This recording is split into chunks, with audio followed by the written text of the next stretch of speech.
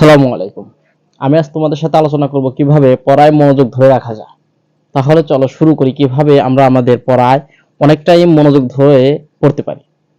আসলে একটা সত্য কথা কি, পড়া কিন্তু কারোই মনে বসে না, কারোই পড়তে মন চায় না। কারণ তোমার এক বন্ধু যখন তোমার বিকেল বেলা খেলতে যায় তোমাকে রেখে পড়ার টেবিলে, তখন তোমার মন চায় ওই বন্ধুর সাথে খেলা করতে।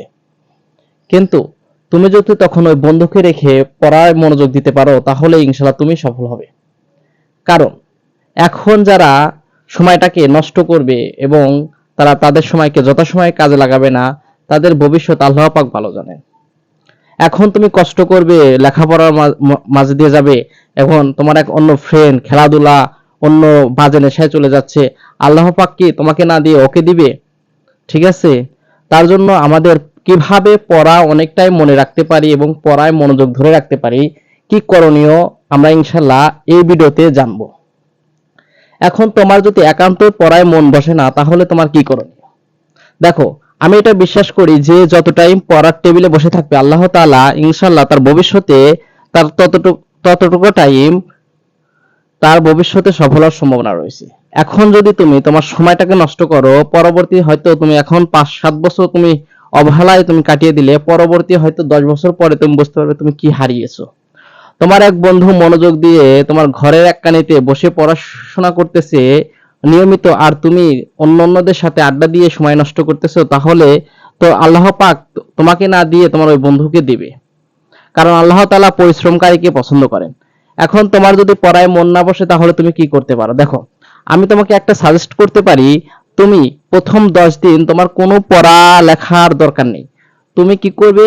শুধুমাত্র বই নিয়ে যে টেবিলে বসে থাকবে, আর বইয়ের সব পৃষ্ঠা একটা করে করে উল্টে উল্টে দেখবে যে এখানে তোমার কতটা পৃষ্ঠা আছে। এটা তোমার কাজ কি?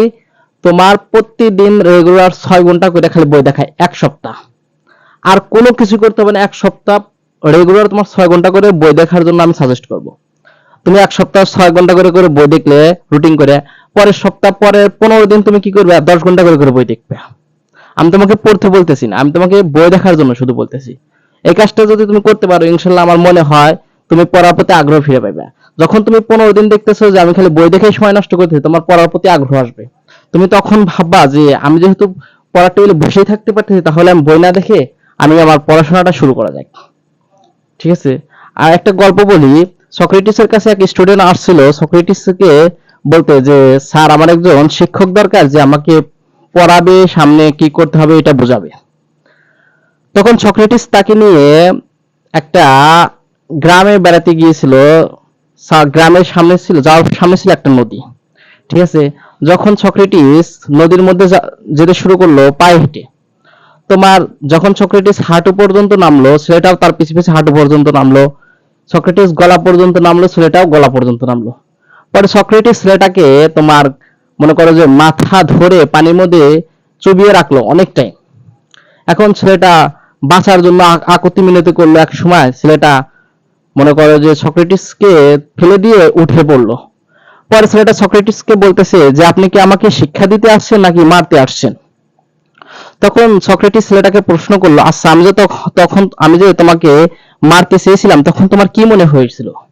তখন ছেলেটা বললো যে আমার খালি মনে হয়েছিল যে আমি কিভাবে একটু অক্সিজেন পাবো, কিভাবে আমি বাঁচতে পারবো, কিভাবে আমি উপরে উঠতে পারবো, এই কথা। তখন সক্রেটিস তাহাকে বলেছিল, কেন, তোমার কত আত্মীয় স্বজন আছে, মা বাবা আছে, তাদের কথা মনে পড়েনি? তখন ছেলেটা বলছিল, জি না, আমার তখন একটাই মনে হচ্ছিল আমি কিভাবে উপরে উঠতে পারবো, উপরে উঠে আসতে পারবো, কিভাবে বাঁচতে পারবো। তখন ছেলেটাকে সক্রেটিস বলছিল, ঠিক এটাই। তোমার যদি মনে আকাঙ্ক্ষা থাকে যে তুমি বড় হবে, এই আকাঙ্ক্ষায় তোমাকে বড় করবে। ঠিক আছে, এই আকাঙ্ক্ষায় তোমাকে বড় করবে, তোমার পথকে সুদূর প্রসারিত করবে। যার মধ্যে এই আকাঙ্ক্ষাটা আছে সেই জীবনে বড় হতে পারে। ঠিক আছে, ধন্যবাদ। আসসালামু আলাইকুম।